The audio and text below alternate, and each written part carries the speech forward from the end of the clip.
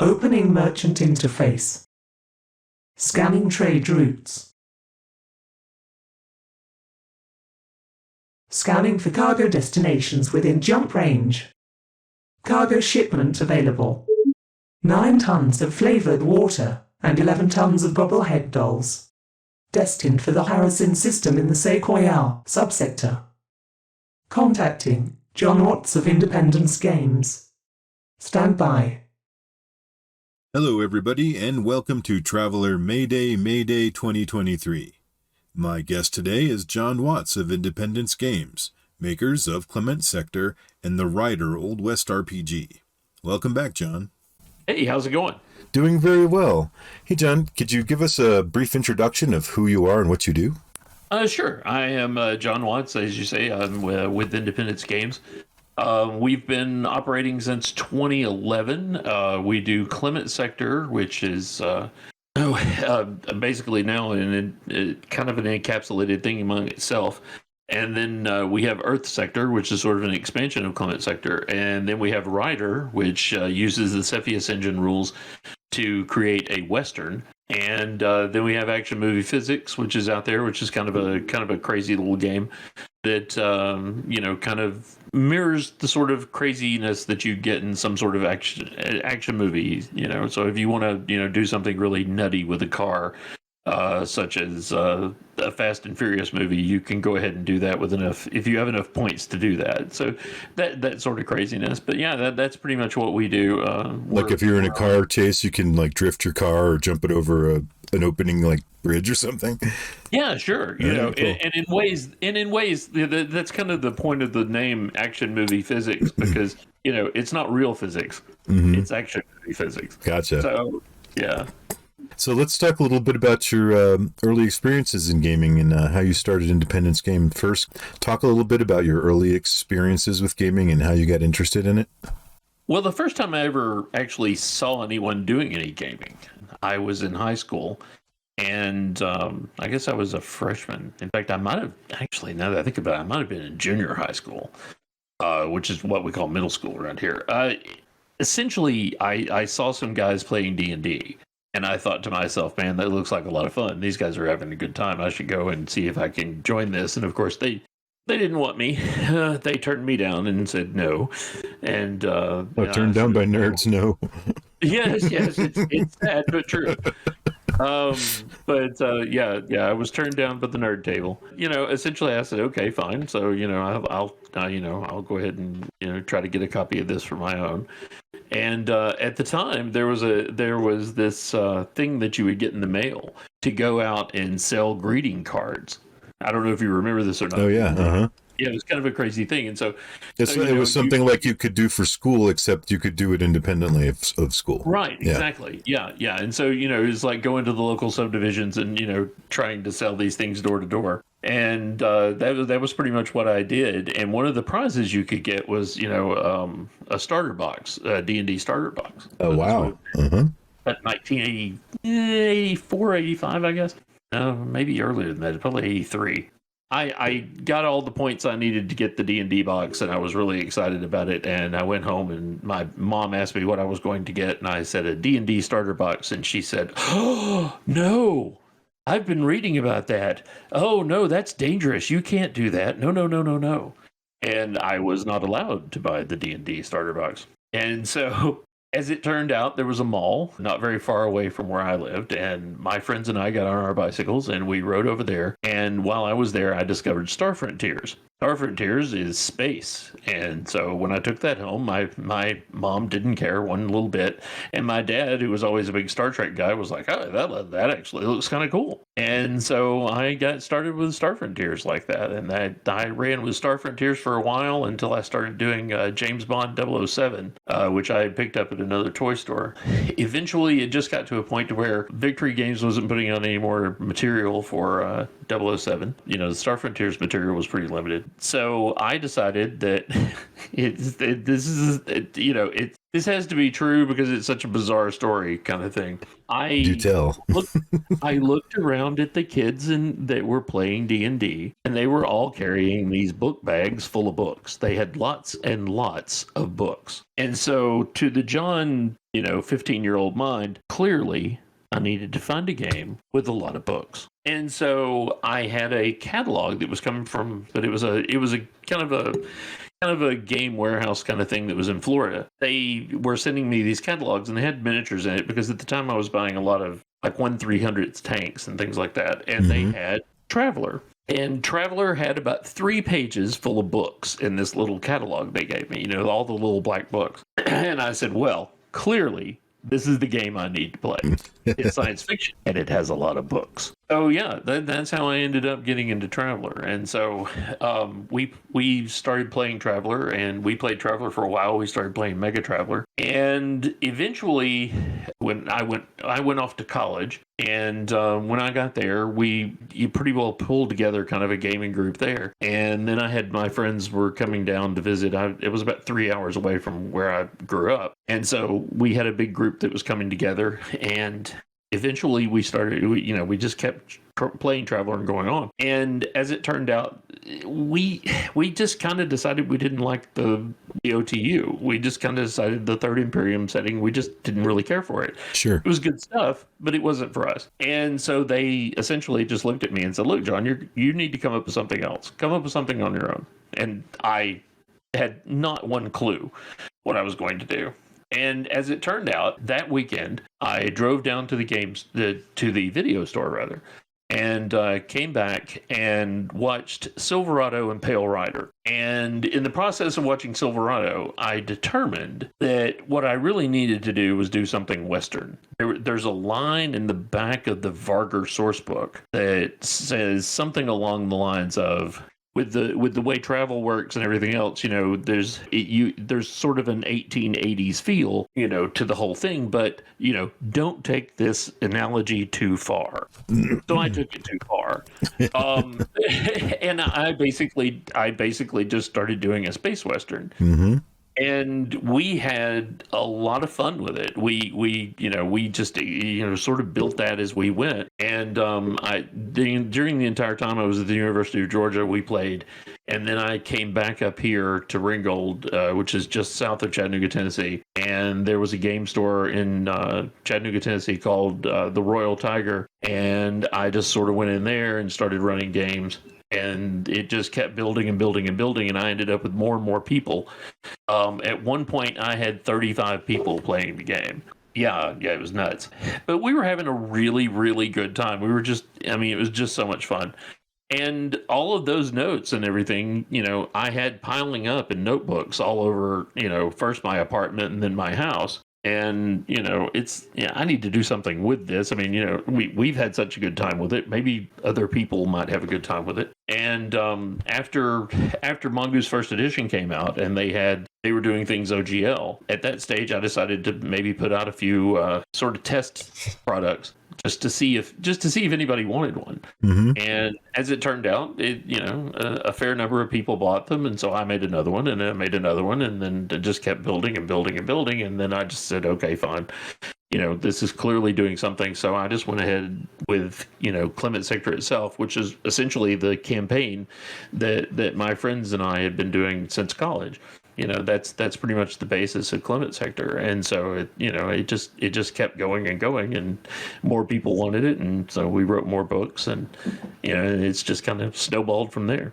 Yeah, that whole idea of meshing Westerns with sci-fi is pretty popular one. I think that you kind of nailed it with that. I mean, like if you look at Firefly, for instance, that's space Western. Even Lost in Space, that was kind of like Space Pioneers. Was it something like Star Trek was originally going to be called like Wagon Train to the Stars or something crazy like that? To the Stars, yeah. And that was the weird thing. Firefly was a bizarre experience for me. A lot of the things that were in Firefly were things that had happened in the game that I was running, and it was bizarre. We actually tried to figure out if maybe Joss Whedon had come by and visited at some point.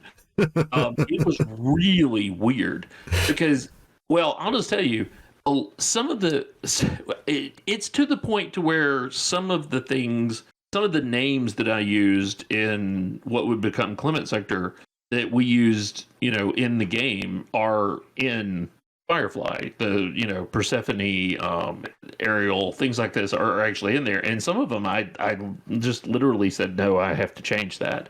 It was bizarre. One of my friends decided that he wanted his girlfriend to play.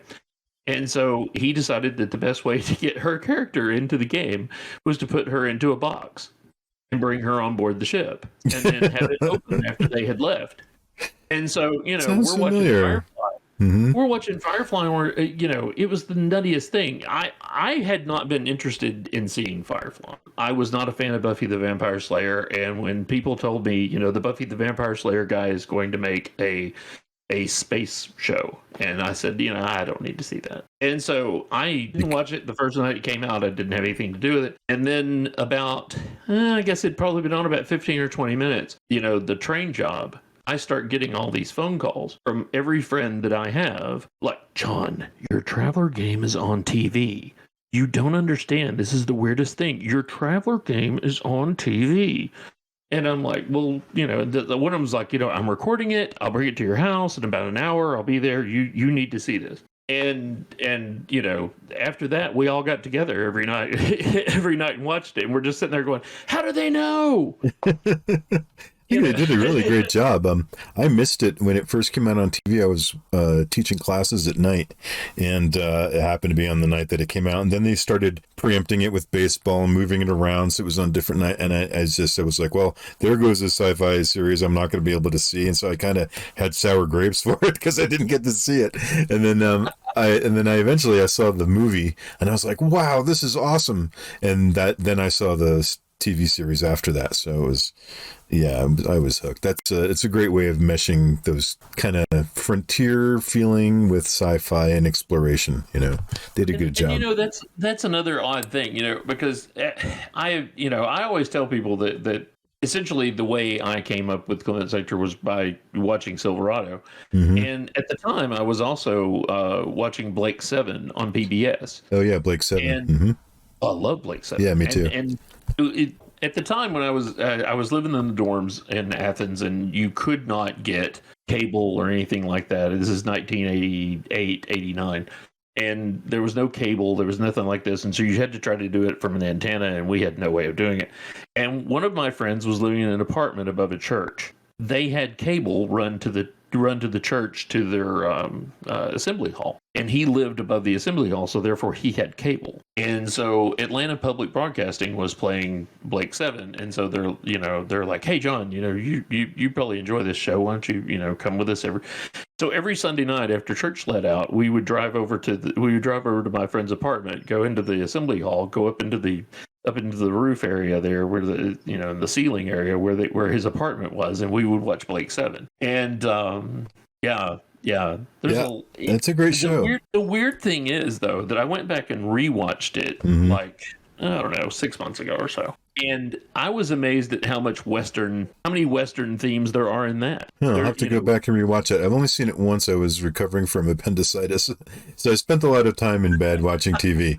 And I watched the entire series of the old Mission Impossible. Then I watched all the Blake 7s.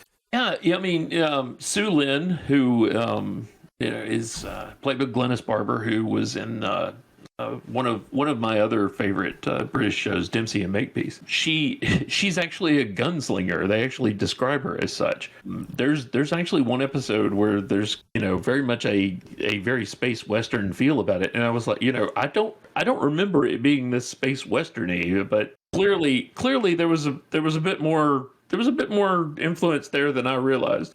Yeah, it's got some great characters. Like their science officer is so annoying. He reminds me of like Dr. McKay on Atlantis. Is like, yeah. Why is he on this team because he's brilliant. Okay, all right. I loved Rodney. Me too. It's like he always gets picks first. Like he's the one that no one wants to be teamed with, but he always gets picks first for the away missions. Because he's so smart. Yeah. So what do you think sets Independence Games apart from other RPG publishers? I don't know.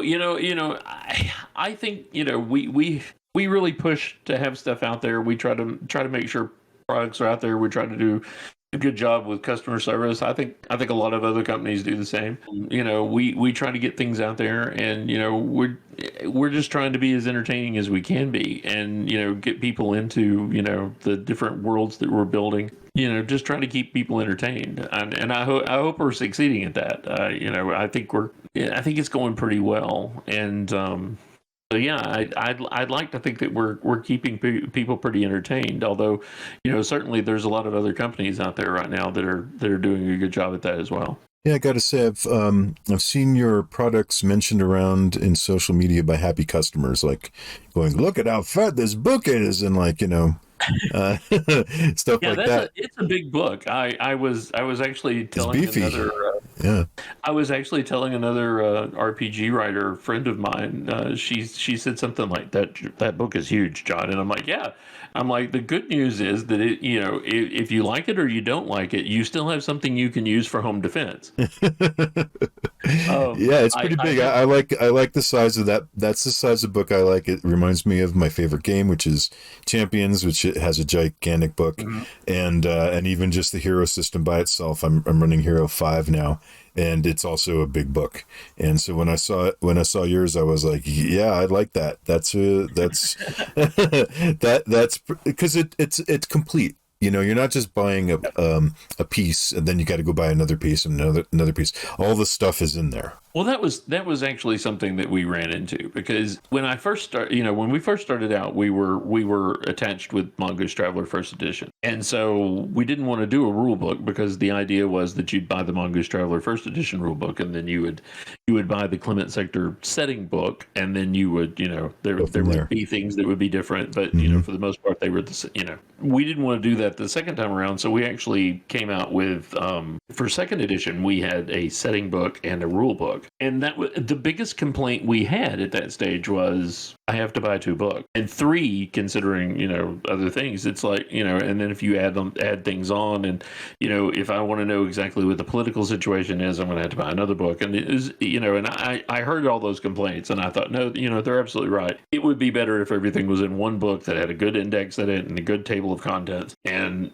something that you could have in one thing in your hand. I don't think I realized when I first started that it was going to be as big as it is, but it's certainly big and it's comprehensive, and I hope that helps folks kind of get into it. And but like you say, I mean, it is really big. I have a friend of mine who does a firearms podcast, and I keep telling him that eventually I'm going to give it to you and tell you to fire a weapon at That's it. what I was going to say. Just to see if it actually is bulletproof.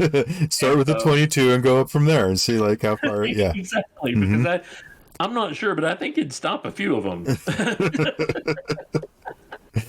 Yeah, it's nice. It's good. It's a good quality book. Who puts that together for you? Oh, well, mainly me. No, I mean, who does the binding and the printing and all that stuff? All the printing and stuff is done through DriveThruRPG. Oh, I see. That's a nice product. Yeah, it comes out really well, I think. And like I say, it is large enough to where if you get a really big wasp in your house, you've got something to get it with. I've been pleased with their stuff too. I printed up some cards, and I was very pleased with their print quality. Ever so often they'll make a mistake that's a little weird. It hasn't been very long ago. I had a customer come to me and tell me that there was a D&D book in the middle of one of the Clement Sector books he bought. I actually had the same thing happen to me, except it was a children's book about an elephant, and it wasn't Babar, which is odd. But it was just It was like, well, how strange is this? You know, That happens. And if it had been in the Uplift book, it would have been fine. But you know, That happens. I have an alternative book, The Last War Hulk, and halfway through it repeats, and you never fit. The end is missing. Michael Johnson, who writes all my Starship books, we call him the Starship Guru, who wrote the Starship design book, Anderson and Felix. He ordered a copy of the new Anderson and Felix the first time, and he ended up getting the cover was right, but the inside was a sewing instruction manual. Oops. But I have to say, you know, even though they do occasionally drop the ball on it, but I have to say they fix it. That was one quality sewing manual. Oh yeah, it was great. But yeah, I mean, you know, they fix it every time. You know, anytime there's any kind of mistake, they're really good about fixing it. Yeah, their customer service is good. Yeah. I mean, you know, you're never going to get anything that's perfect. I mean, there's always going to be something that happens. So how do you stay up to date on the latest trends and technologies in the gaming industry? How do they affect you? You know, I try to pay attention to what everybody else is doing. I try to keep an eye on what all's going on, and you know, everything that may be happening here and there. You know, I am in the publishers group that's on Discord. You know, and so I do see what other people are doing, and I try to get an idea of what sort of tools they're using, and then I try to, you know, see if those tools would work for us. Mm-hmm. And in some cases they do, in some cases they don't. You know, so you know, that's generally how I just try to pay attention, and I'm friends with a lot of people. I've gotten to know a lot of RPG writers over the last few years, and a lot of good folks, and so you know, I kind of keep an eye on what they're doing, and they you know give me tips ever so often, and so that's generally how I pay attention to what's going on. All right. Even though, you know, I was just on Discord last night talking to somebody, and they were talking to me about Eclipse Phase. I thought it was a video game, so I didn't realize it was an RPG. And so so I don't know that I'm keeping up entirely, but I do try. So let's talk about some current events. Or this last year, Wizards of the Coast had a crazy fiasco where they were going to revoke their open gaming license, which is what us independent folks use to develop under the Traveller system reference document. How was that going to affect you, and how did that end up shaking out for you? It was tough. It happened at exactly, just for me personally, it happened at exactly the wrong time. Last year, my mom had cancer, and at the exact same time, my wife hurt her. She ruptured her Achilles tendon, and so I was either playing caregiver for my mom or playing caregiver for my wife, and so I had a very, very tense end last 3 or 4 months to 2022. And so my wife and I decided that the best thing for us to do, we have a favorite place we like to go that's in the North Georgia mountains. It's a little town called Helen, Georgia, and it has a German theme to the town. So it's a very, very Bavarian sort of look, and we love going out there and playing mini golf and eating sausages and drinking beer and just having a good time. So we planned this weekend with the idea that we would get away from all of our problems, you know, and everything, you know, just recharge, and everything was going to be great. And that's the weekend the OGL thing happened. And I was like, crap. You know?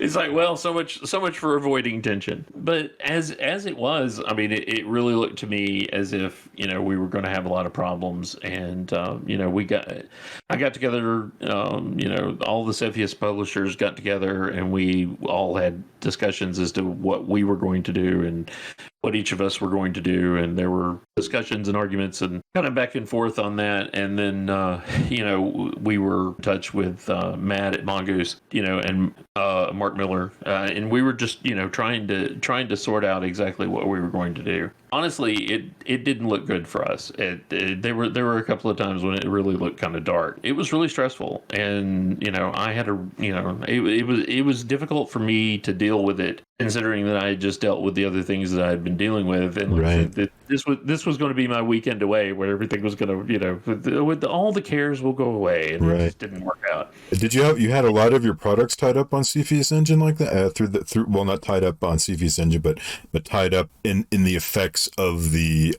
Wizards OGL. Well, sure, yeah. Okay. Everything. I mean, Clement Sector, Earth Sector, and Rider are all built on Cepheus Engine, and Action Movie Physics is actually built on the OGL as well. I see. Through Classified, and then there were Cepheus Engine elements in it as well. And so essentially everything we had out there was OGL related, and So that put your whole line at risk. Oh yeah, yeah. I mean, we were trying to figure out exactly what we were going to do, and the idea that we were going to have to literally go back and rewrite everything, if not with a completely different rule system that we were coming up with something, with something else. At the time there was discussions about Mongoose taking Traveller Second Edition and going ORC with it. There were other discussions of other people doing ORCs. There were discussions of basic role playing, and it's like, what's going to be best for Clement Sector? And we were, it was tense. I unfortunately probably took it out on a few people that talked to me on social media at the time, and for that I apologize. But it was a tough time. It was very tense, and at the time we really felt like it might be completely destroying our livelihood. And this is my primary job. This is what I do for a living. And you just became Independence Games. Right, exactly. And I left my other job. This is my job. And so, it really looked as if, if nothing else, I was going to have a gigantic setback.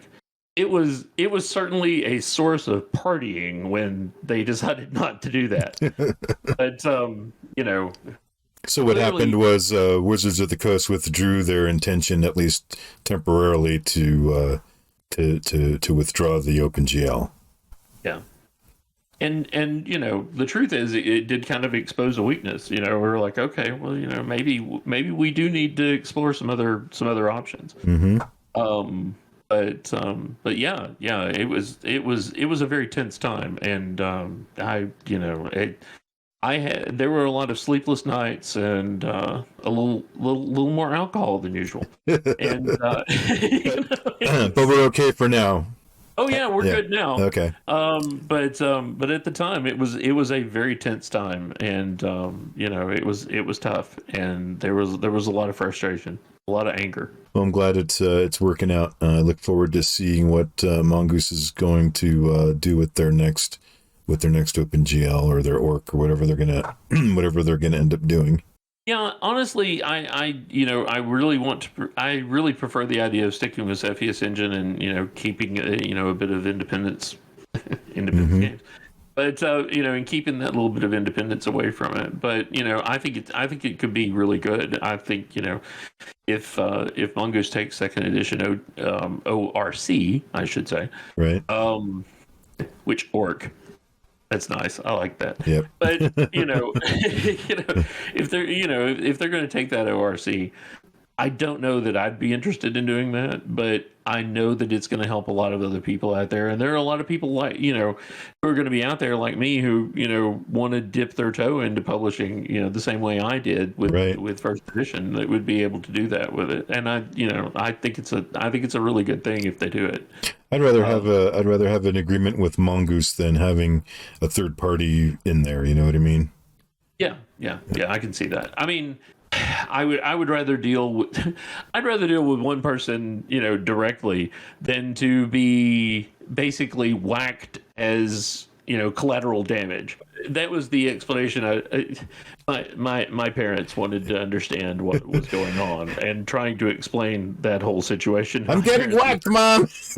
It's like, I don't know how to explain this to people that don't know anything at all about gaming. And I finally just said, look, I said, picture it like this. I said, I and the other Cepheus Engine publishers and some other people who are publishing like this, who are operating under the OGL, we're sitting in a cafe, we're having a nice time, and meanwhile, what we realize is that that some other entity has declared war on the town, on the country in which our little town is, and we're just sitting here minding our own business in a cafeteria, and is that hey, Tony look, Soprano at that other table? yeah, it's like, what's with the mushroom cloud out there? And that's the way I felt. Mm-hmm. And so even dealing with someone or something that I don't particularly care for would be better than dealing with something that I have zero input in whatsoever. I mean, there was nothing I was going to be able to say or do that was going to influence what Wizards of the Coast did. Right. Not one bit. I mean, I could argue, I could complain, I could do anything I wanted, but it's not going to affect Wizards whatsoever. They don't care, and they don't know about me. They don't know who I am. They didn't even. I guarantee they didn't even understand the situation they put me in. Right, especially when they were like treating the vast majority of people who had that license are D&D publishers, and if they didn't care about that giant group, they're not going to care about, hey, Traveller over here, oh no, they had no idea who I was. We're neutral, standing by a country. we're just trying to have coffee here. We're having a nice time, a nice Danish. Yeah. Mm-hmm. Wizards of the Coast has decided to nuke the city we're sitting in. Yeah. And there's nothing we can do about it. Yeah. And well, I'm glad that Spectre is off of us now. Oh yeah. Yeah. Well, for now. Yeah. Who knows what they're going to do now? It certainly reinforced the idea that there needs to be a backup plan. Right. Yeah. What that is at this stage, I still don't know, but there's going to have to be a backup plan. Yeah, I feel like they got so much bad press from that they pushed back the D&D movie because they wanted that to subside. Who knows? Maybe after the D&D movie comes out and is gone from the theaters, they'll be back at this. and that's entirely possible. It really is. And so, yeah, I mean, we've definitely explored other options. I mean, I've talked to other people who are doing other games. Mm-hmm. Like I was saying earlier, I've had the pleasure and opportunity to meet a lot of other RPG writers over the years, and there was the ability to talk to them and say, hey, what are you guys doing? Yeah. And so and I must say the Cepheus Engine publishers, every last one of them, they're all great people, mm-hmm. and I love every one of them. They're I count each of them as friends, and they're all really good people. And so it was good to be able to talk to all of them, and and be able to try to work some things out. And then of course, like I say, I have other friends who are doing other sorts of things, and it was good to be able to kind of sit down with them and go, okay, what are you folks trying to accomplish here? And compare notes. Mm-hmm. So can you share with us some upcoming events and releases that you have planned? Well, by the time this all comes out, by the time all this hits, our gearbook should be out there, and everybody should be seeing that. That's probably the newest product that we've got out there, which is Gear, which our good friend Perry came up with a great name there. Yeah, it's an acronym, right? Mm-hmm. Yeah. General Equipment Adventurers Require, which I he's like, I don't know if this name's any good or not, John, but I'm like, that's brilliant, man. I love it. Yeah, I thought it was great. Mm-hmm.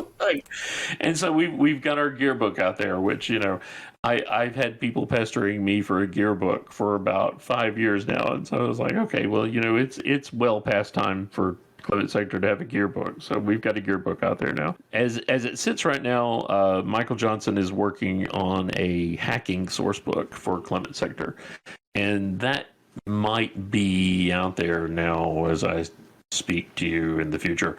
But the one thing we're definitely doing that will be going on around April 20th, we're going to have. We're going to have the charity bundle for our good friend Keith Fry, and that's going to run through into May. And, let's talk about that a little bit. Who's Keith Fry, and what's this bundle about? Keith Fry is a good friend of mine. He ran Traveller Con for years in Lancaster, Pennsylvania.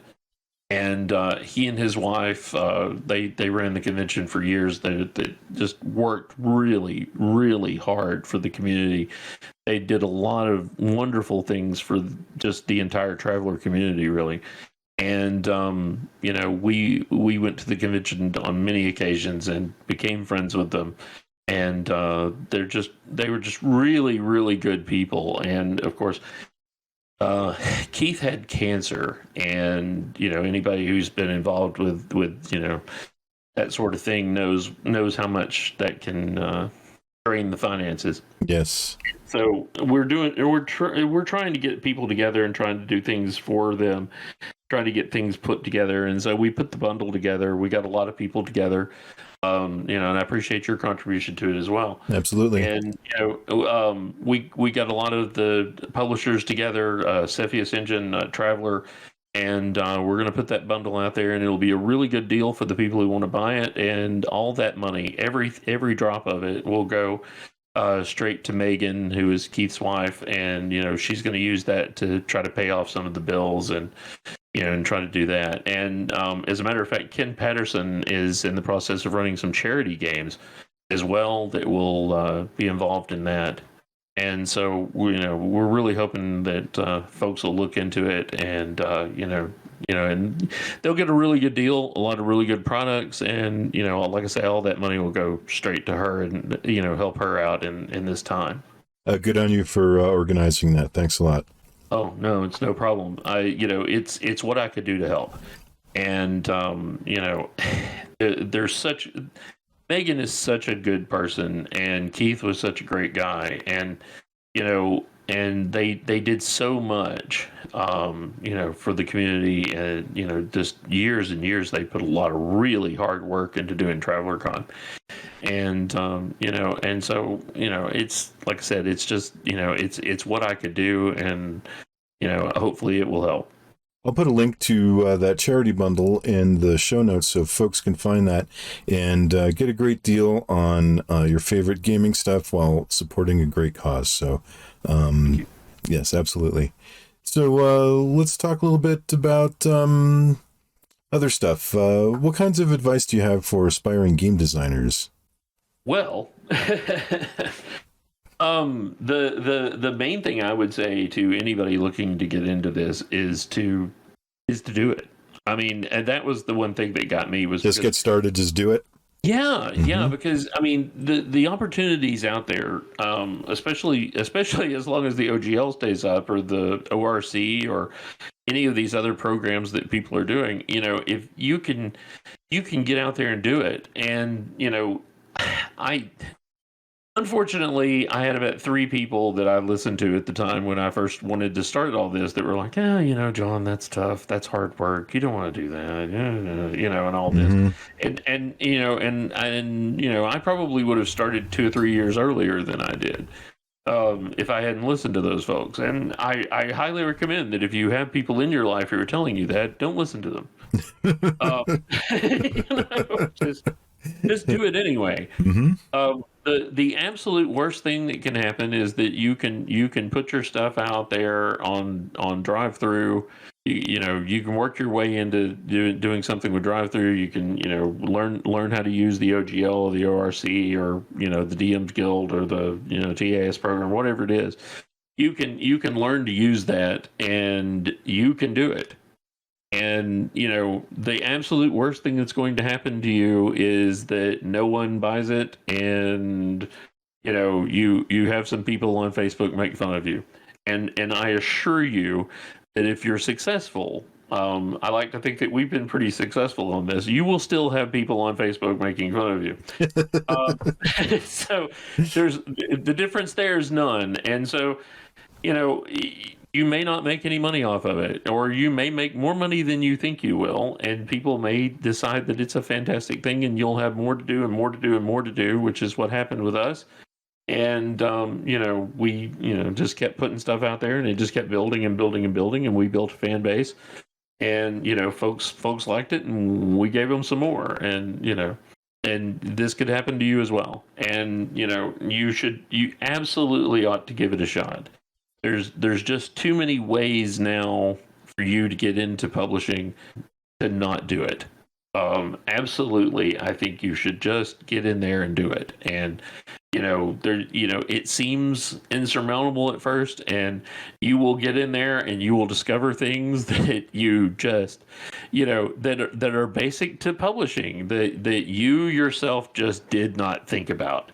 For me, I essentially took my first product was essentially taking a notebook that I had on one particular planet within Clement Sector, and I decided to put out a book called Quick Worlds, and with the name of that planet, and I put it out there.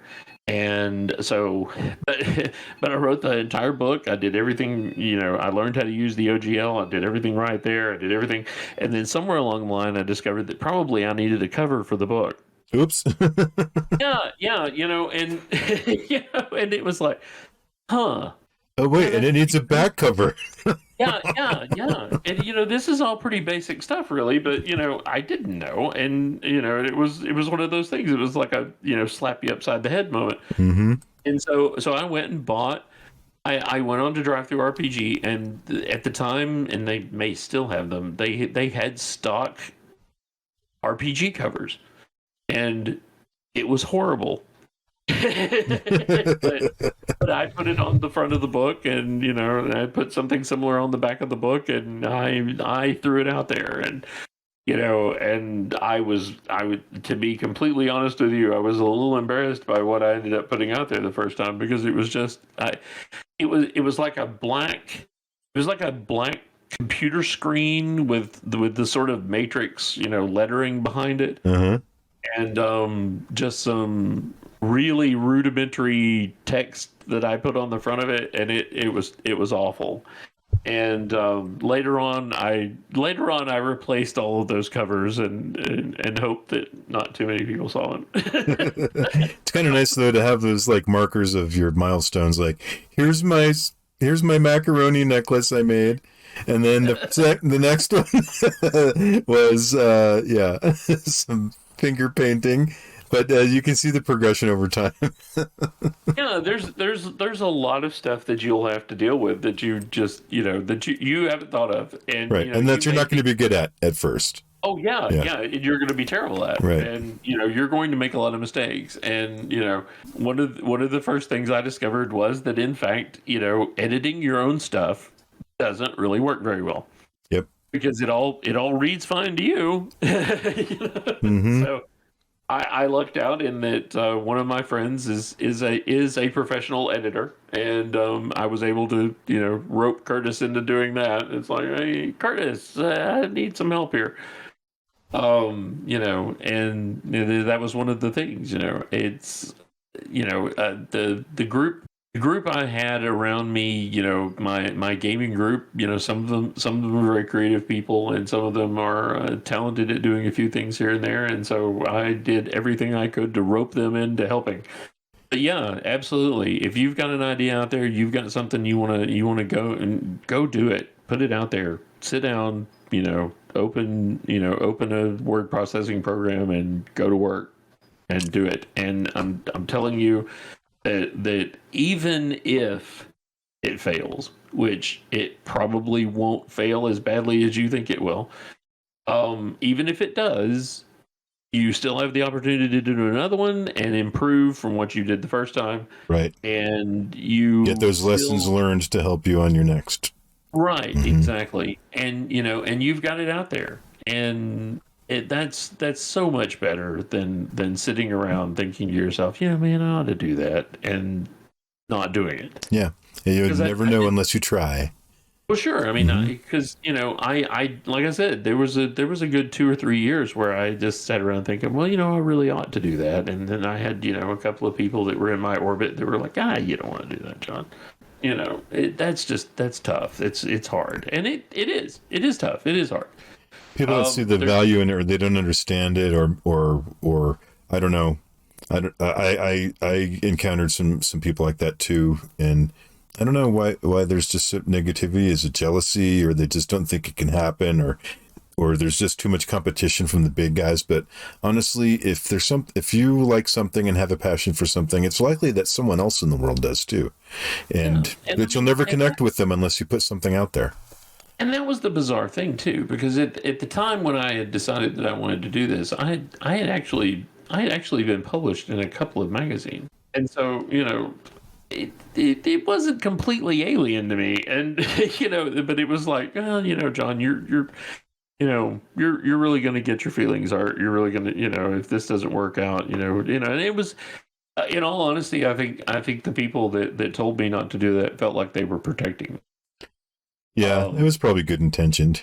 Yeah, I think so. But don't listen to those people. Get out there and do it. If they say no, don't listen. There's just too many ways you can do it now. Yeah. You have a voice. You get it out there and let people hear it, and you'll be surprised at how many people are like, hey, I like that. No, you'll get your following, and you'll be amazed at how many people are out there in the world that are thinking the same way you are, and are happy to give you a little bit of cash for some good ideas. And your ideas are good, you just don't realize it yet. Great pep talk. I love it. Thanks a lot. So can you give us like a general overview maybe of the process of creating a new adventure, or how you add a new thing into your into the realm of your products? A lot of times, particularly when I first started, I felt like there were things that weren't being addressed, and so therefore I really felt like I needed to address them. That was one of the things. Like at the time when I first started everything, my real goal at the time was I was working 70 hours a week for an electrical supply company that my dad owned, and I absolutely hated every second of it. I had been working for that company about, like I said, I was working around 70 hours a week, and then I was trying to run a game on Saturday, and it occurred to me that there were other people who were probably in the same boat, and that they would appreciate the fact that instead of having to sit down and think to yourself, what planet is my group going to visit this week? That, hey, you can just pick up one of John's quick worlds, and hey, here's a planet that I can visit this week. That was my original intent. Mm-hmm. When we did the 21 Plots books, we basically took the idea that they had made the 76 patrons concept open game license, and so I thought that's something else you could do. You could take the 21 Plots idea, and you basically throw out a few things so that people would say, oh, I see, yes, we can do that, and here's a couple of small adventures we can run with. That was how I started with things. And then eventually, as Clement Sector kept building and building and building, it basically became a question of, what else do we need? What else do we need? What do we need to address? If people are going to be, doing criminal activity, we need to address how criminal activity works in Clement Sector. If you're going to have robots, we need to address how robots work in Clement Sector, because this is a separate setting and the whole setting's completely different, so we need to address that. So a lot of our books are just simply addressing what things are like in Clement Sector. Mm-hmm. Like Outlaw, crime in Clement Sector. The book that I am currently right now working on is called Badge, Law Enforcement in Clement Sector, in which we're going to delve into how the different planets all do different things. And one of the great strengths I feel of Clement Sector is that every planet is different. It's a what did Spock used to say? Infinite diversity and infinite combinations. And that's how I feel like Clement Sector is. Every planet is its own independent world, and so they all have their own culture, they all have their own government, their own ideas, their own way of living, their own culture. Everything goes a certain way, and so I'm going to have to now address how things are different, because if you go from Cascadia over to Gagnon, the law enforcement isn't going to work the same. they're just not going to operate the same way. Right, And right. and if you decide to run a law enforcement game, if you have police that are working out there, how does that work? The same, and we did the same with piracy. We did the same with all these different things, politics, business, all these things. How do these things work? Mm-hmm. And so a lot of times it was just a necessity of trying to explain these things and how things work in Clement Sector, as opposed to the way you've seen them work in other role-playing games or other media. I see. And there was a lot of that. And then sometimes, you'll just have an idea that just hits you. The plot line, the plot line for our adventure, Long Road to Redemption, comes from the idea that my wife and I just happened to have a long conversation on our way to TravellerCon one night. Mm-hmm. One week, we were on our way to TravellerCon. It's a long way from Ringgold, Georgia, to Lancaster, Pennsylvania. And, we just kind of talked it out and, came up with the idea and just decided that was a good plot line.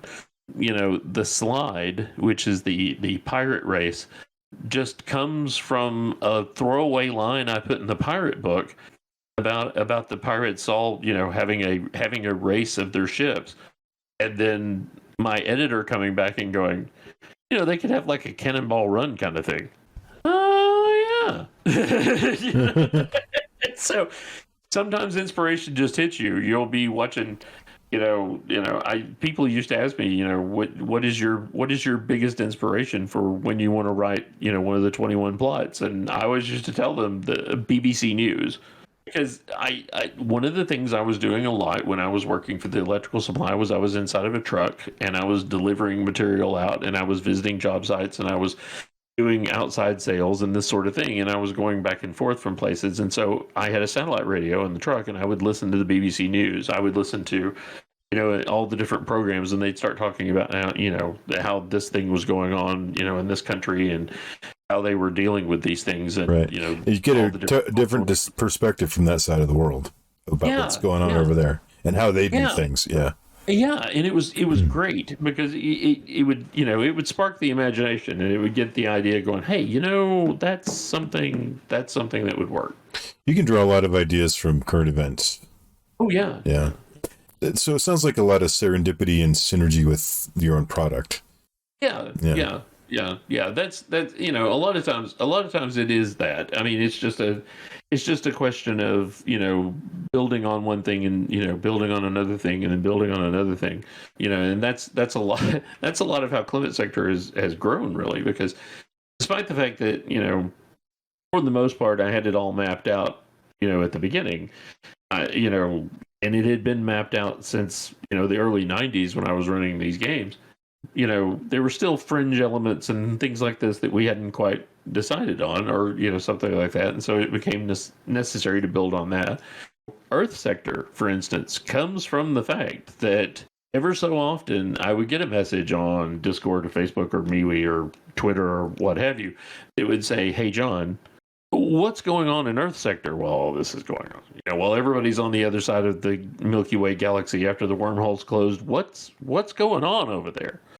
I'd never really covered that. And so, while Clement Sector is something that's been around, has been bouncing around since, the late 80s, early 90s, Earth Sector is something we built just like 5 years ago. Right. Okay. So it's wide open for development.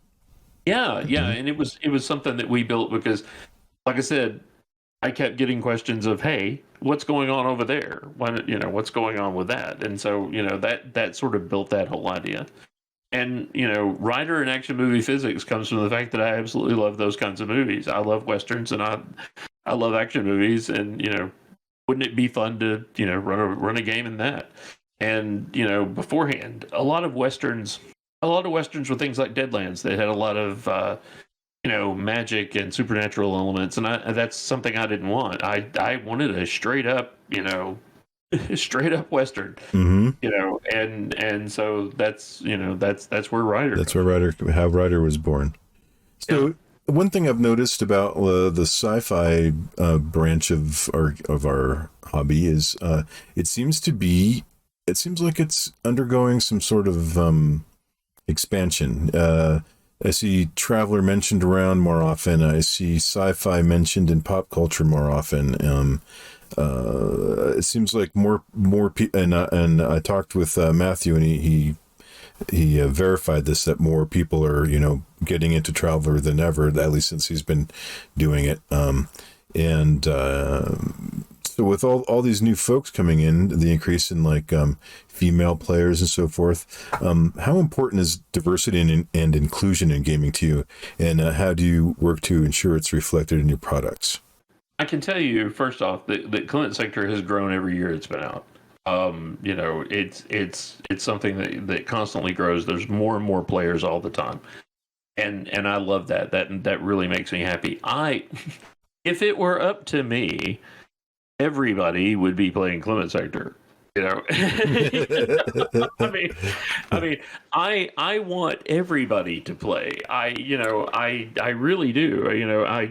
And I love the idea that there are so many people. When I was, I can tell you that when I was growing up, it was rare to come across, the idea that there were, well, I'll put it this way.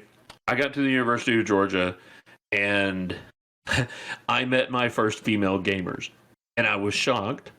And I was like, wow, but I wasn't upset, and the idea that you would be upset is bizarre to me, because I was delighted. I was like, hey, this is great. I met my wife at a D&D game.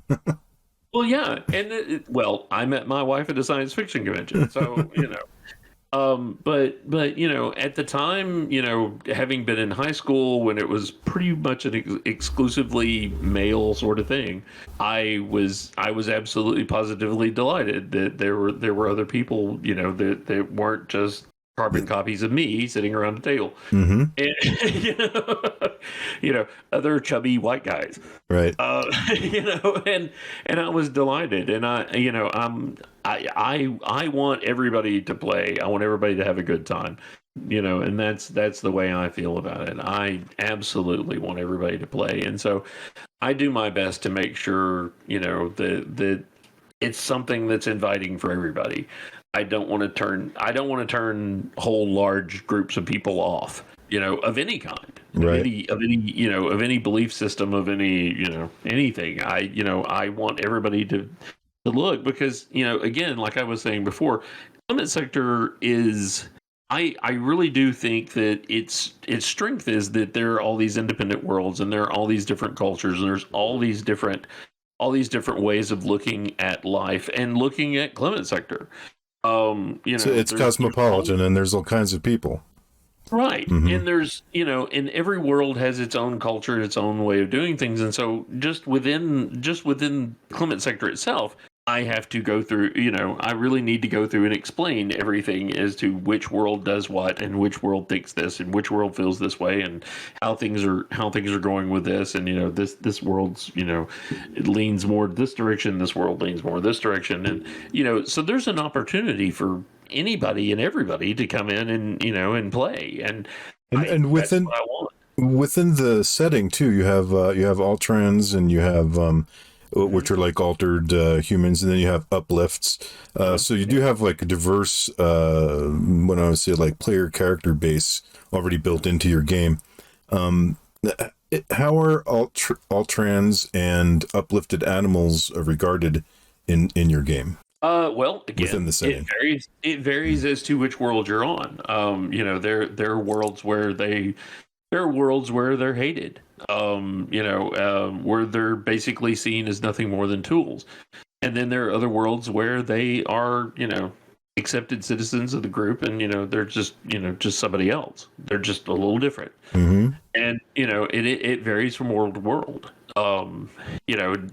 Like I said, without a really large overarching government or a large overarching culture to be out there to influence things, it varies from world to world. And so there's a wide range of attitudes out there. And so, I think that I really feel like it fosters the idea of, having different worldviews and having different ideas, and being able to do that, whereas, somebody who's, the thing I always point out, is that a lot of folks, will look at Clement Sector and they'll see the Hub Federation as the good guys. And here's a group, they pulled together these 6 worlds, and they're plucky, and they're going out there and they're pulling all this stuff together. Whereas some others around them are like, what's with these guys? These imperialists, they're trying to take over everything. And I do everything I can to point out both viewpoints. Right. And then play with that. Let's see what it looks like from this point of view. Let's see what it looks like from that point of view. Yeah, because I will have people come to me and say, well, who are the bad guys in Clement Sector? And I'm like, that's whoever you want them to be. Yeah. Yeah. Right. It's and that's what I want. That's the way I want things to be. I want it to be out there because I want to present to you, here's how things are in Clement Sector. Here's how things are there, and you come in and you bring your own ideas and your own viewpoints and your own way of doing things, and you will find that you can mesh in with something. So how do you approach balancing mechanics and storytelling in your games? I tend to put mechanics back as far as possible, which is kind of weird for a guy who writes rules. I like the idea. So you do the storytelling first, and then you try to build a mechanic that fits into that story? Right. Yeah. Okay. I mean, I feel like the rules should be something that are in the very background. There's something that's running in the background, and what you're doing and what your characters want to do, what the players want to do is tantamount. That's the thing that's out there. That's what's going on. I absolutely detest the idea. Well, you really can't just do that because of X, Y, and Z. No. Play it. Go. See how it goes. And I hate when rules get in the way. I can tell you that I've played several different other games. I won't name any names, but it rhymes with CNC. Where the rules just stand up and get in the way, and invariably there's somebody in the back. It's like, well, we're in the middle of this great combat, and now somebody's going to have to grab a book and look up what their spell does and what the it's like, no, I don't want any of that. I really am very fast and loose with rules. If you ever play with me, you will be shocked at just how little I stick to any of it. Because they're really just there for a guideline, really, right? I mean, why argue over the rules? They're just trying to tell you, like, if something's more difficult, make the target number higher, and if it's less difficult, lower it down. I mean, exactly. And here's the reason why. I mean, that's part of the rule, I guess. Yeah, but I mean, I play fast and loose with all of it, every bit of it. Even my own setting, I play fast and loose with, just because I want everybody sitting at the table to have a good time, and that doesn't necessarily mean it's going to be easy for them. That doesn't mean it's going to be something that I want them to face a challenge. I want them to to have to give some thought as to what the next move is, what they're going to do. But I don't want anybody to sit there and wonder, but wait, what about the rule on page 312? What would the rules say about this? Yeah. See, that to me is I don't want that. So can you tell us about a particularly challenging project you've worked on, and how you overcame the challenges?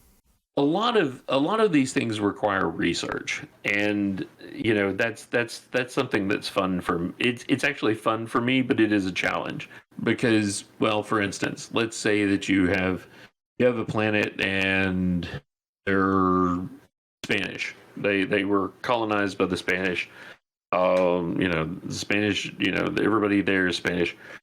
I am not fully familiar with all aspects of Spanish culture, or how the Spanish law enforcement works, or how the Spanish prison system works. So this requires me to go and read a book and read online and go in places and try to research that and find out. And so it's, and so then take all that, put it together, and then decide how that might evolve into what it might be on this planet in Clement Sector. that's challenging.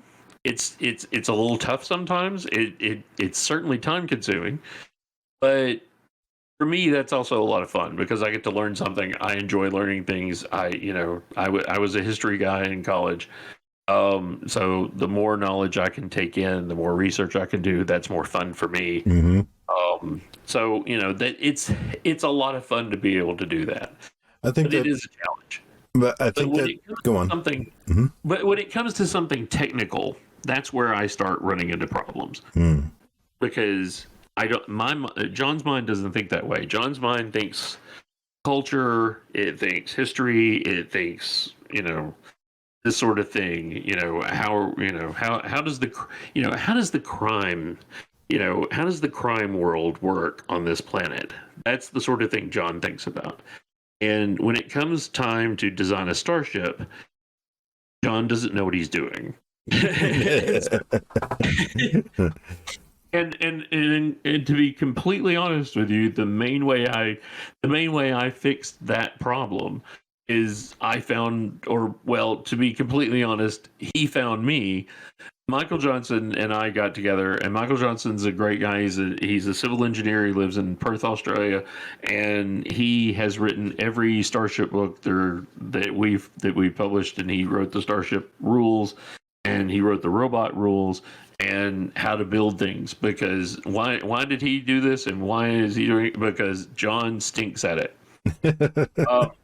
Because my mind just doesn't work that way. I am not blessed with that sort of thinking, and so any sort of big, highly technical thing is super challenging to me, and generally requires that I'm going to have at that stage. To me, it starts feeling like it's too much work and not enough enjoyment. So yeah, anything super technical is just not for me. I am not that, my brain doesn't work that way. But, I also understand that, this is a science fiction game. Therefore, we need spaceships. Therefore, we need a logical way that spaceships work. And, essentially, I can go to Michael and say, here's my idea of how things, generally should work. Translate that into math, please. Because I can't.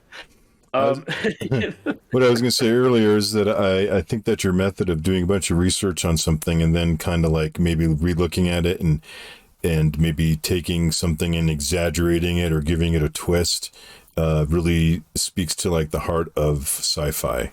So, it's taking like, what if people were black on one half and white on the other half, and then they were prejudiced against themselves, or whatever, like how that old Star Trek was, and then kind of like showing how stupid that is, you know what I mean?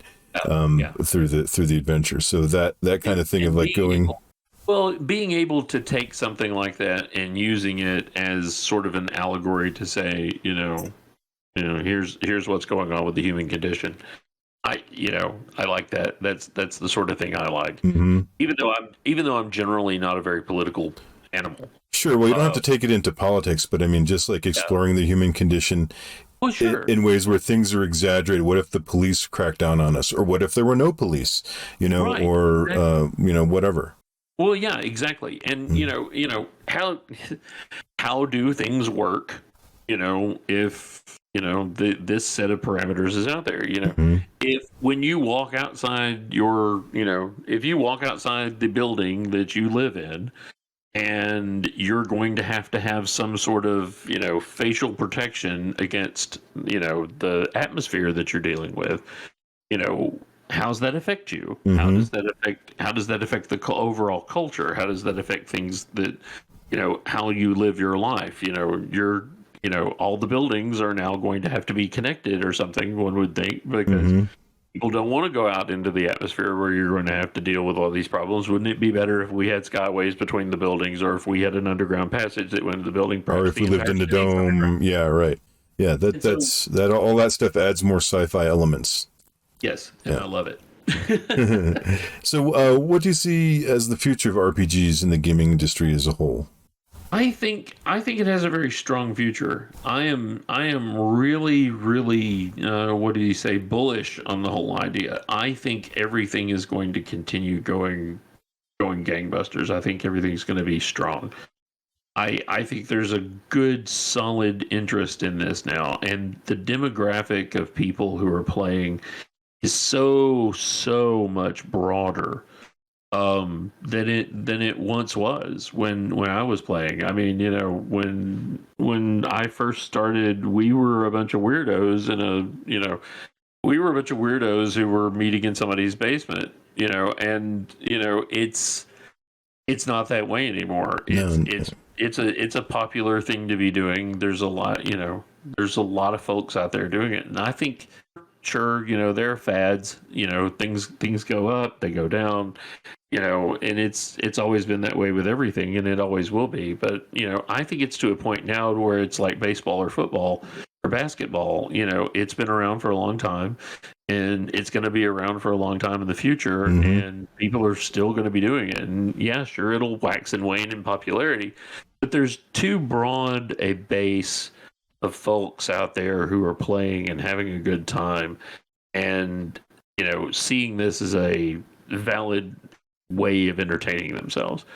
And so yeah, I think it's strong, and I think it's going to stay strong. I really do. I think I'm not as bullish on the ideas of doing it online, because a lot of times to me that loses something. I feel like it loses the collaborative feel of it, because what's the thing? There was a meme that going around that there was a meme going around. I want to say it came from The Onion, but it might have been from somebody else. But it basically said that the local Satanist parents were very upset because they discovered that Dungeons and Dragons was nothing more than improv and math. And and that's so true, though, because it really is improv and math, and pretty much I tend to fall on the improv side. I did acting in college. I took acting classes, and so the entire idea that I can get in there and run this game and take on the different personalities, and it sort of becomes that odd collaborative improv effort that builds at a table. I think that people are going to be playing at tables with dice and looking each other straight in the face for years and years to come. That's a good way of looking at it, and I've never thought it's like having your own special interest improv group. Yeah, I mean, it really is. I mean, in a lot of ways, it really is that, and and it's even if you're not so. Even if you're one of those groups that isn't really into the whole, taking on the character and doing the acting and all that, and because I've played with groups like that, and I've played with groups where, everybody, it was practically an improv session. And, it's fun either way. And, that sort of collaborative effort that builds and builds and builds, and the personalities and all this, one of my friends, Don Haymaker, he's the guy who runs Crash City Con in Roanoke, Virginia. He calls gaming the greatest social club. And I tend to agree with that. I really think that's a good way of saying it, because I really do think that it's a group of people that can all get together, and no matter what your background is, no matter what your group thought is, you can get together in that group and have a good time. Like I said, when I was talking earlier, I've had gaming groups that were large groups of people, and those people didn't all agree with each other on politics, religion, or their backgrounds were all different. Their ages were all different. I have a movie poster downstairs that I bought personally that's older than two of my gaming people. Two of the people who come to play games with us. This sort of thing. I really think it's a great way for people to take a lot of the differences that they may have, set them aside, and have a great time together. And that's what I love to see. It just makes me happy. And And that's the sort of thing I think gaming can do. I think that being in a big group or sitting around a table is just so much fun, and I really think it's here to stay. I don't think it's ever going to go away. Well, speaking of the future of gaming, let's touch on another current event, which would be the rise of AI. What are your thoughts on the role of AI in gaming and its potential impact on the industry? I've heard that, for instance, Wizards of the Coast is planning on including like a AI dungeon master. I don't know how that's going to work. I mean, I could see it working in a way, but to me, it's not going to be the same experience. And again, I think that whole group of people sitting around a table collaborating and having a good time is probably the way that things are going to continue forward. Sure, there's always an opportunity to add some new thing to it. An AI GM might, it might help a lot of groups that, can't decide on who it is they're going to force to be the GM. So, maybe if you could have something that was telling you what was going on, but to me that feels more like a text game from like the 80s. Yeah, like Zork or something. yeah, and that's not what I signed up for. Yeah, because the GM is one of the players, right? And if it's a collaborative, what I want to say, like a collaborative feedback thing that's happening, the AI has got to be part of that too. And so, how good is that going to be? Right, right, and hey, there's no telling what sort of technology is around the corner. Right. It may be to a point where at some stage in the future, perhaps closer than we may think or even want. Right. That it may be able to operate on the fly and actually operate the same as a human running a game. I don't see that happening in the near future, but it's entirely possible that it could go that way, and if it does, then we'll have a new paradigm. What about within your rule set? Do you allow AI characters and NPCs in your game, and do you have rules for handling AI? A bit. Essentially, what happens in Clement Sector is that in the past, there was a rogue AI that went nuts during a war between Indonesia and Thailand on one side and Japan and Australia on the other.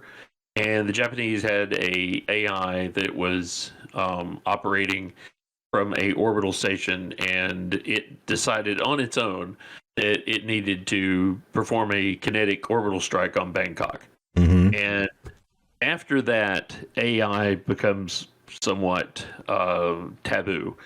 And in the current Clement Sector, things are just starting to change. Where things are AIs are starting to become more common. There's starting to be avatars on ships. They're starting to, it's all starting to come back out. And so while there's no AI characters per se, you certainly will encounter things where AI is starting to come onto the scene. There's, it's starting to become something that you're starting to see. There's a company in the game called Foreign Ability Computers, which is something that actually comes directly from my earlier campaign back in the late 80s. They specialize in AI and holographic avatars, ships that think. And so, that sort of thing is coming along, and it's starting to become something that you would have to deal with. Oddly enough, when we were Gypsy Knights Games, the original point of that was that the group of characters that I had at the Royal Tiger hobby store that I was talking about earlier, that was in Chattanooga, Tennessee, that group decided that they wanted to have a ship AI. So basically they could talk directly to the ship, and there would be a holographic avatar that they could discuss things with and talk to directly.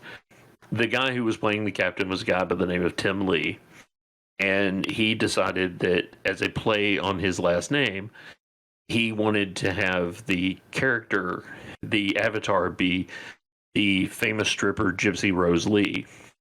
And so they just called her Gypsy. And so as the game progressed, they ended up going to a planet wherein they basically became the government, and they began referring to themselves as the Gypsy Knights. That actually kind of grew from there and actually became the name of our gaming group. So we ran with that for a long time, and so when I decided to name the game company, that's where it came from. So essentially, there's an AI literally built into the DNA of this game. Awesome. But so there's that. You know, and of course, you know, at the time we had no idea that the term gypsy might be offensive to somebody. Had no clue at all. And of course, you know, that's just something you learn as you get, you know, more experienced and more older. Sure. But yeah, I mean, so we definitely had we definitely had a lot of AIs in the whole thing to begin with. And like I say, you know, at one point the entire company's name was something built off the idea of a, you know, AI avatar for a ship. Right. So yeah, I mean, it's kind of built into the DNA. Yeah, that's cool. So it's out there, you know. So, but yeah, the people who made in the game, the original campaign that I'm talking about, the people who actually made the AI were from a company that was from another campaign where the character had made you know, he wanted to be the head of a computer company. He kind of a whole Steve Jobs kind of thing, and you know, wanted to do that whole kind of thing, and it was, you know. It was kind of, you know, that was kind of how that built up, and already we were building on because, you know, this campaign was then building on the previous campaign because, you know, he had started Foreign Nobility Computers with his character, and then, you know, as it turns out, then, you know, we have the Avatar AI on this one, and well, hey, it's a Foreign Nobility Mark 6. You know, and so, oh, hey, that's, you know, Ruben's character from back in the day. And, yeah, that's cool. Know. That's cool. The continuity. Yeah. Yeah, so we, you know, that was part of the fun for us, and so, you know, a lot of, like I say, a lot of that's built into Clement Sector. So yeah, so I mean, you know, right off the bat, there's certainly AI involved in it. So, what are your goals for the future of Independence Games? How do you see your company evolving over time? And can you tell us about some future products we should look out for? Well, like I said, you know, we're working on the law enforcement book. We're working on a hacking book, which, you know, kind of go together because one's going to be adversarial to the other. We're going to keep taking things that we did in second edition. We're going to try to update those to third edition. And I always feel like when we upgrade something from second edition to third edition, if you bought second edition, you know, we're not making sufficient changes enough to where I feel like I need to make you pay for it. A lot of times we will quite literally just give you a free PDF of the third edition one if you bought the second edition one. Oh, nice. And that's what I really prefer to do because, you know, I played Warhammer. That made me mad every time I had to. It's like, oh, well, hey, we've come up with the Chaos Dwarf book, so guess what? Now it's time to rewrite the rules, and you had to buy everything all over again. Yeah, and I hated that. Yeah. You could do that maybe to a gigantic group of people, but not to a small company. Yeah, and I wouldn't want to anyway. Yeah. It's just, you know, it really just, I don't know, the whole thing puts a bad taste in my mouth. It's sour for sure. It's not something I'm never going to make you pay a large amount of money to get something I've already made you buy previous. Just awesome. Not gonna do it. How noble of you, sir. Very good. Well, I don't know how noble it is, but I can tell you that essentially to me, I remember sitting there after the third Dark Elf book that I bought for Warhammer Fantasy and thinking to myself, I am never doing this to somebody. This just makes me mad. So, you know, it's just one of those things. Yeah. But yeah, I mean, we're going to keep doing that. There's going to be more stuff for Ryder. There's going to be more stuff for Earth Sector. We're kind of concentrating on Clement Sector right now, but that focus is going to move back to Ryder in the future. There are a lot of books that we have ideas for Ryder. Certainly more stuff for Earth Sector, and who knows? There's probably going to be more games down the line. Yeah, we're having a great time, and things are going well. And they would, like I said, I was very frightened. I was very scared. I was very upset over the whole OGL thing. But now that seems to be in the past, at least feeling for now, optimistic. Yeah, I'm really back to being the usual optimistic self I usually am. I'm I was glad. pretty Welcome down. back.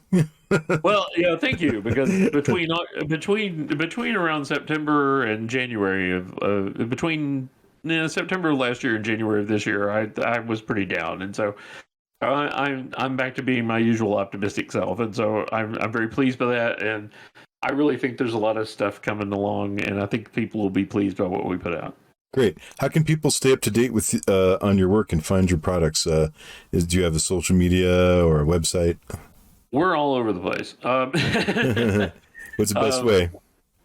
We have an Independence Games Discord. That's the one I really recommend to everybody because we have some really great conversations there. We've kind of built up a nice little community. We have a Facebook group. We have a MeWe group. I post things on it ever so often on Twitter. So we're out there, and of course, then there's our web store at www.independencerpgs.com. I was going to mention that's a very nice website, by the way. Oh, thank you. Thank you. Well done. And you can buy any of our stuff there. We're not offering physical books yet, largely because I'm trying to figure out how all the taxes are going to work. But once we conquer that, we'll have physical books there, and hopefully we'll even have some swag. But for the most part, it's PDFs there on our website, and then of course we're on DriveThruRPG. You can get print books and PDFs at DriveThruRPG, and just visit us, find us. Like I said, we're if you purchase one of the books, right there in the front, I give all the links to the Discord, the MeWe, and the Facebook, and we're very active on social media. We talk to people all the time, and we have a really good time, particularly on the Discord group. We have a lot of really rollicking conversations. We have a really good time, and so come join us, have a good time. Fantastic. We'll post links to all of those things in the show notes so folks can find you. All right. Well, we've come to the end of our interview. We've been talking with John Watts of Independent Games, maker of Clement Sector and Earth Sector, among other things like Rider, the Old West RPG. John, I appreciate your participation in this event, and I hope you'll come back again. Oh, well, thanks for having me. I love doing it. Fantastic. And thank you, dear listener. Until next time, happy traveling.